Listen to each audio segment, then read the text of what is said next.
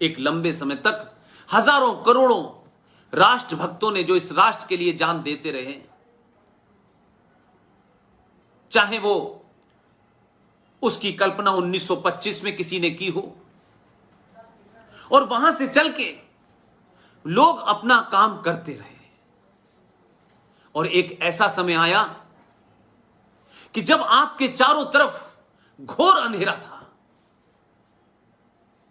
तो आपके अंदर एक ऐसी भावना पैदा हुई कि आपने ना अपने आप को यादव समझा, ना ब्राह्मण समझा, ना ठाकुर समझा, ना वैश्य समझा, ना दलित समझा, ना अपर कास्ट, ना लोअर कास्ट, ना ओबीसी। ये तमाम जिन फंदों में आपको फंसाया गया था पिछले 1000 साल से, और 47 के बाद हमारे देश में बड़े बड़े श्रूड मक्कार मुनाफिक, जिन्होंने ये सोच के इस देश का इतिहास लिखा, इस देश का साहित्य लिखा कि कैसे यहां की आने वाली नस्लें, कभी जो ये राष्ट्र दुनिया के अंदर सबसे ताकतवर था, इस राष्ट्र का जो तंत्र था वो इतना मजबूत था कि इसे दुनिया में कहीं कुछ लेने की जरूरत नहीं पड़ती थी, और विश्व की अर्थव्यवस्था में उस समय भारत का 33% का जीडीपी था।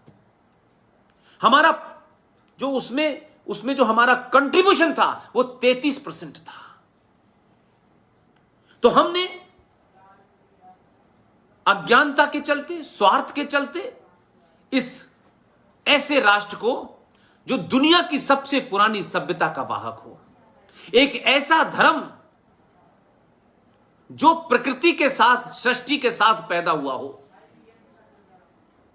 जब से ये सृष्टि है तब से है, हमने उन सब चीजों को छोड़ करके हमने छोटी छोटी छोटी छोटी दुकानों को ही अपना भाग्य मान लिया और अपना भविष्य उन्हें सौंप दिया। लेकिन आपको थोड़ा थोड़ा एहसास हुआ, एक पीढ़ी, लंबे 70 साल के काल में कई पीढ़ियां निकल गईं, शायद उनमें वो पीड़ा रही होगी, लेकिन व्यवस्था और सत्ता के तंत्र में वो इस तरीके से फंसे कि शायद उनमें वो लड़ने की शक्ति नहीं थी, या शायद वो ये चाहते थे कि हमें और आपको पढ़ाई से, लिखाई से, संस्कारों से ऐसा मजबूत कर दें कि आने वाली चुनौती को हम समझें, और जो काम वो नहीं कर पाए उन मुद्दों को समाज में उठाएं और बाध्य करें सरकारों को, बाध्य करें इस देश की व्यवस्था को कि यह व्यवस्था भारत राष्ट्र के लिए बनी है, भारत राष्ट्र इस व्यवस्था के लिए नहीं बना है। लिहाजा कानून हो, संविधान हो, संसद हो, न्यायपालिका हो, ये पुलिस हो, ये सेना हो, ये भारत राष्ट्र के लिए बनी है। भारत राष्ट्र इनके लिए नहीं बना है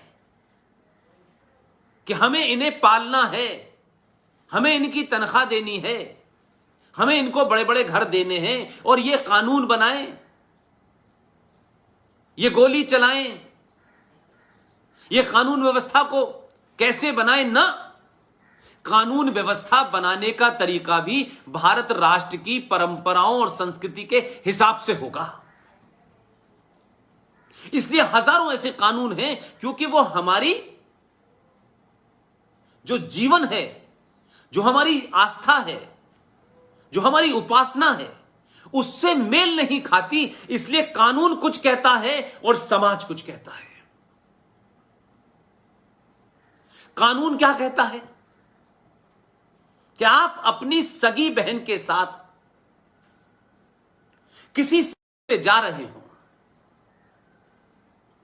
अब इसको आप जरा गौर करके देख, समझने की कोशिश कीजिए कि ये कहां पर क्लैश है, या ये जानबूझकर राज सत्ता ने हमें ऐसा बनाया है, या फिर ट्रांसफर ऑफ पावर के माध्यम से इस देश में हजारों आईपीसी कानून ऐसे हैं जो पहले से चले आ रहे थे, क्योंकि जो राज करने वाले थे उनका यहां के राष्ट्र में इंटरेस्ट नहीं था, उन्हें अपनी सत्ता को स्थापित करना था। लिहाजा उन्होंने बहुत सारे कानून, बहुत सारे नियम, बहुत सारी चीजें ऐसी बनाई कि यहां के आदमियों को, यहां के लोगों को, यहां के पुरुषों को, यहां के जनमानस को कैसे उस सत्ता और राज के अंदर जकड़ लिया जाए, ताकि वो अपने होने, अपनी पहचान, अपनी आस्थाओं, अपनी उपासना, इन तमाम सारी चीजों से कट जाए और वो ये समझे कि हमें राज्य के प्रति ही वफादार रहना है और राज्य जो कर रहा है उसे सिर्फ बर्दाश्त करना है, उसका प्रतिकार नहीं करना। इसलिए अगर आप कल अपनी बहन के साथ कहीं जा रहे हो और ये घटनाएं पिछले कई सालों से लगातार हो रही हैं, मैं अक्सर बड़े बड़े कई पुलिस वाले हैं, मैं उनसे पूछता हूं, बोले ये कानून हमने नहीं बनाए, हमारी मजबूरी है, ये अंग्रेजों के जमाने से चल रहे हैं और अंग्रेजों ने कभी भी भारतीयों के हित में नहीं सोचा। अब उस लड़की के साथ मेरे सामने जो मेरी बहन भी है, कुछ 4-5 गुंडे मिलके आए, उसको छेड़े और उसके साथ रेप करते हैं। मैं शारीरिक रूप से उन 4 लोगों का शायद मुकाबला करने में सक्षम नहीं होऊंगा। तो अगर ऐसा होगा तो मेरे पास 2 रास्ते हैं कि मुझे जो कुछ मुमकिन हो उनका प्रतिकार करना चाहिए, उनका विरोध करना चाहिए, हथियार से करना चाहिए, दंड जो भी कुछ मेरे हाथ में है उससे करना चाहिए। यह मेरी मनोदशा होगी और शायद यही समाज कहता है। लेकिन आपका कानून क्या कहता है?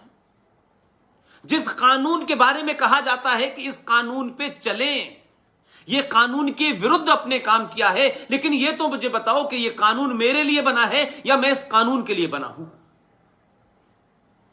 कानून यह कहता है कि आपको अपने हाथ में कानून नहीं लेना चाहिए। अगर यह घटना घट भी रही थी तो जब आप पुलिस के पास जाएंगे तो पुलिस वाला आपसे पहले पूछेगा कब हुआ, कैसे हुआ, वो कौन लोग थे, उनका नाम बताइए। ना उनको आपको उनका नाम पता है, ना उनका पता है। तो अगर ये दोनों चीज नहीं है तो एफआईआर नहीं लिखी जाएगी। वो कहेगा सर हम किसके खिलाफ एफआईआर लिखें? तो एफआईआर नहीं लिखी जाएगी तो पुलिस कार्रवाई नहीं करेगी। तो आपकी बहन के साथ जब ये बुरा काम हो रहा था तो आपको उस वक्त प्रतिकार नहीं करना चाहिए था, पत्थर उठा के नहीं मारना चाहिए था, उन 4 बलात्कारियों के नाम और पते पूछने चाहिए थे। तो हम, और जब यह घटना समाज के लोगों में रखी जाती है तो समाज कहता है कि तुम्हें मौके पे उसको मार देना चाहिए था, अगर तुम मार सकते थे तो मार देना चाहिए था। लेकिन कानून कहता है कि नहीं नहीं नहीं नहीं नहीं, आपको रिपोर्ट लिखानी चाहिए थी। आप रिपोर्ट लिखाइए, पता बताइए, पहचान बताइए, आपकी जो मनोदशा है, आप जिस पीड़ा से गुजर रहे हैं उसका उनसे कोई सरोकार नहीं है। आपके परिवार में आपकी बहन के साथ एक जघन्य अपराध हुआ है, उसकी कोई पीड़ा नहीं होनी चाहिए। आप अस्त व्यस्त हैं, आपका पूरा मन मस्तिष्क एक अजीब किस्म के झंझावार में फंसा हुआ है, लेकिन उसके बात करने का अंदाज ऐसा है जैसे आप थाने के अंदर किसी दावत के लिए गए हैं, कंप्लेन लिखाने नहीं गए हैं। वो आपसे पानी को भी नहीं पूछेगा, वो आपसे सिंपैथी की बात नहीं करेगा, और उस लड़की जो आपके साथ में है उसको भी इस निगाह से देखेगा जैसे शायद इसी का कसूर था। तो राज और राष्ट्र की परंपराओं और राष्ट्र की आस्थाओं में यह टकराव है। तो हमारे यहां कानून हमारे देश की संस्कारों से नहीं बने। जिनको हुकूमत करनी है उन्हें हुकूमत के माध्यम से समाज को इतना कमजोर कर देना है, इतना उनको निर्बल कर देना है कि वो कभी भी जोर से चिल्ला ना सके और राज सत्ता चलती रहे। इसलिए मेरा आपसे कहना है, आज के युवाओं से कहना है कि आंदोलन करें। इस देश में बहुत सारे आंदोलन हो रहे हैं। शाहीन बाग पे भी आंदोलन होता है, जेएनयू में भी होता है, हैदराबाद में भी होता है, आसाम में भी होता है, बंगाल में भी होते हैं। आंदोलन तो बहुत हो रहे हैं, लेकिन इन सारे आंदोलनों के पीछे आप एक मानसिकता देखेंगे कि ये आंदोलन किसी एजेंडे के तहत हो रहे हैं। ये राष्ट्र को मजबूत करने वाले नहीं हो रहे।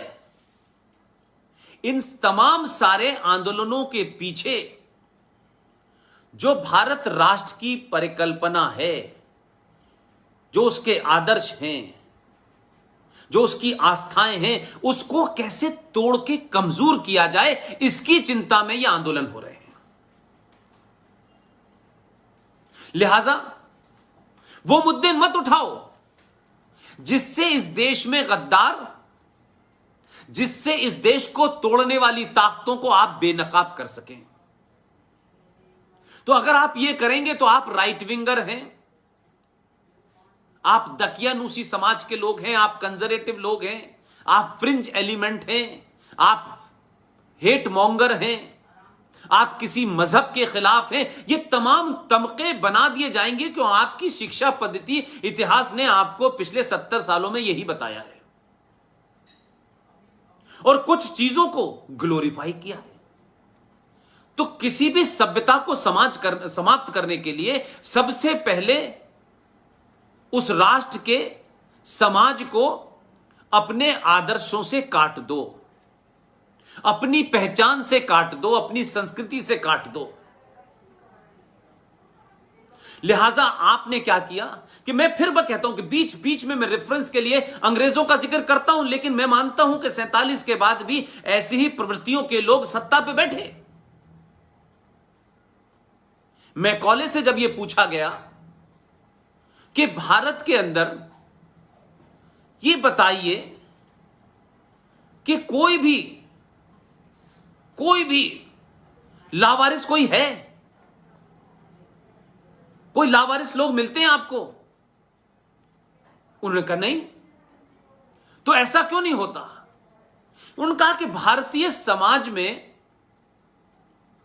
रिश्तों का ताना बाना, समाज का ताना बाना इतना मजबूत है कि अगर कहीं किसी परिवार में किसी के मां बाप किसी हादसे में चले भी गए तो उसमें बहुत सारे रिश्ते ऐसे होते हैं कि वो बगैर स्वतः ही उन रिश्तों में आप मिक्स हो जाते हैं और बच्चे बड़े हो जाते हैं। यह तो एहसास होता है कि उनके माता पिता नहीं है, लेकिन पूरे जीवन जीने के लिए उन्हें कभी इसकी जरूरत नहीं पड़ती कि वो किसी की तरफ मुंह उठा के देखें। तो यह व्यवस्था क्या है? तो गुरुकुल है। यह गुरुकुल क्या है?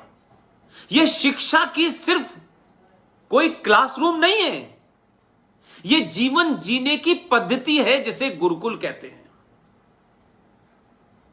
यहां संस्कार भी हैं, यहां आस्था भी है, यहां विश्वास भी है। ये जो सारी चीजें थी तभी हमने, क्योंकि हम आदर्शों के उस पराकाष्ठा पे पहुंचे हुए थे, तभी हमने दुनिया में कहा कि ये पूरी दुनिया हमारा घर है, हमारा परिवार है।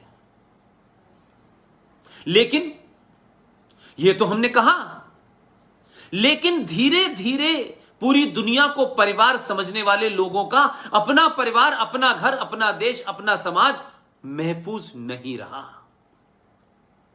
आपने दुनिया के परपंचों को नहीं समझा और हमारे लोगों ने दुनिया में जिस तरीके की मानसिकताएं पनप रही थी, जिस तरीके के मजहब पैदा हो रहे थे, उन मजहबों की फिलॉसफी क्या है, एजेंडा क्या है, यह हमने बताया नहीं। लिहाजा यकायक हमको लगा कि अरे ये कैसे हो गया, ये सोमनाथ कैसे लुट गया, ये अयोध्या में किसने हमारा मंदिर तोड़ के मस्जिद बनाई, ये मथुरा में किसने हमारा मंदिर तोड़ के मस्जिद बनाई, ये काशी विश्वनाथ के अंदर